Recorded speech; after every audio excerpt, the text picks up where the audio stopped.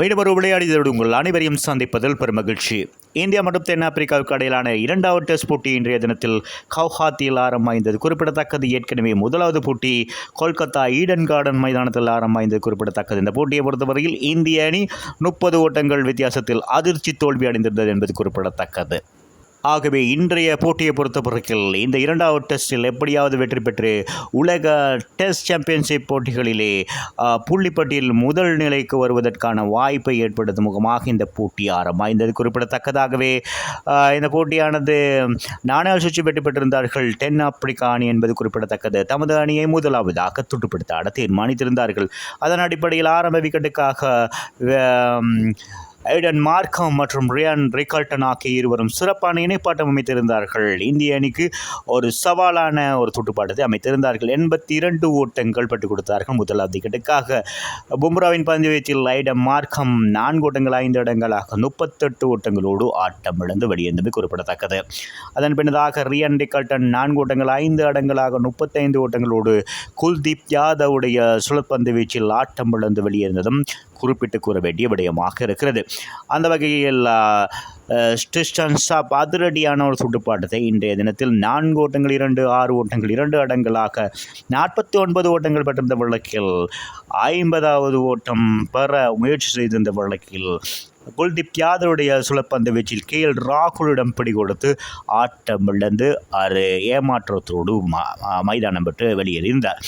ஆகவே இந்த போட்டியை பொறுத்தவரைக்கும் டேம்போ பாபுமா அணியின் தலைவர் பல போட்டிகளில் தோல்விகளிலிருந்து தவிர்த்து தமது அணியை வெற்றி பாதைக்கு இட்டுச் சென்ற அணியின் தலைவராக இருக்கின்ற டேம்பு பாபுமா 4 ஓட்டங்கள் 5 இடங்களாக 41 ஓட்டங்கள் பெற்றிருந்த வழக்கில் ரவீந்திர ஜடேஜாவின் சுழலிலே வீழ்ந்திருந்தார் என்பது குறிப்பிடத்தக்கது. அதன் பின்னதாக டோனி டி சோரி 28 ஓட்டங்கள் பெற்றிருந்த வழக்கில் முகமது சிராஜுடைய பந்து வீச்சில் ஆட்டம் இழந்து வெளியேறியமை குறிப்பிடத்தக்கது. ஆகவே வியான் மல்டர் 13 ஓட்டங்கள் பெற்றிருந்த வழக்கில் குல்தீப் யாதவுடைய பந்து வீச்சில் ஆட்டமிழந்தமை குறிப்பிடத்தக்கது. ஆகவே குல்தீப் யாதவ் இன்றைய தினத்தில் சிறப்பான பந்து வீச்சினை வழங்கியிருந்தார் என்பது குறிப்பிடத்தக்கது. அதன் காரணமாக எதிரணிக்கு ஒரு அழுத்தத்தை கொடுத்து விக்கெட்டுகளை வீழ்த்தியிருந்தார். செனுரன் முத்துசாமி 4 ஓட்டங்கள் 4 இடங்களாக 25 ஓட்டங்களோடு ஆட்டம் முழக்காது இருக்கின்றமை குறிப்பிடத்தக்கது. வேர்னே 1 ஓட்டத்தோடும் ஆடுகளத்தில் ஆட்டம் முழக்காது இருக்கின்ற வழக்கில் முதலாவது நாள் நிறைவின் போது 6 விக்கெட்டுகளிலிருந்து 247 ஓட்டங்களை பெற்றிருக்கிறார்கள் தென்னாப்பிரிக்கா அணி. இந்திய களத்தடுப்பில் KL ராகுல் 2 பிடியெடுப்புகளை நழுவப்பட்டிருந்தார் என்பது குறிப்பிடத்தக்கது. இதன் காரணமாக ஓட்டங்களை கட்டுப்படுத்தக்கூடிய வாய்ப்பு இருந்தும் அந்த பிடியெடுப்புகள் நடுவப்பட்டிருப்பது ஒரு துரதிருஷ்டவசமாக இந்திய அணிக்கு மாறியிருந்தது. அந்த வகையில் குல்தீப் யாதவ் இன்றைய தினத்தில் சிறப்பான பந்து வீச்சினை வழங்கியிருந்தார். 17 பந்தோர்களை வீசி 3 ஓட்டமற்ற பந்தோர்களில் 48 ஓட்டங்களை மாத்திரம் விட்டுக் கொடுத்து 3 முக்கியமான விக்கெட்டுகளை தன்னுடைய சுழலில் வீழ்த்தியிருந்தார். ஆகவே வேகப்பந்து வீச்சை பொறுத்தவரைக்கும் ஜஸ்பிரீத் பும்ரா 1 விக்கெட்டையும் முகமது சிராஜ் 1 விக்கெட்டையும் மற்றும் சுழற்பந்து சகலத்துறை துடுப்பாட்ட வீரராக இருக்கின்ற ரவீந்திர ஜடேஜா 1 விக்கெட்டையும் வீழ்த்தியிருந்தார்கள் என்பது குறிப்பிடத்தக்கது.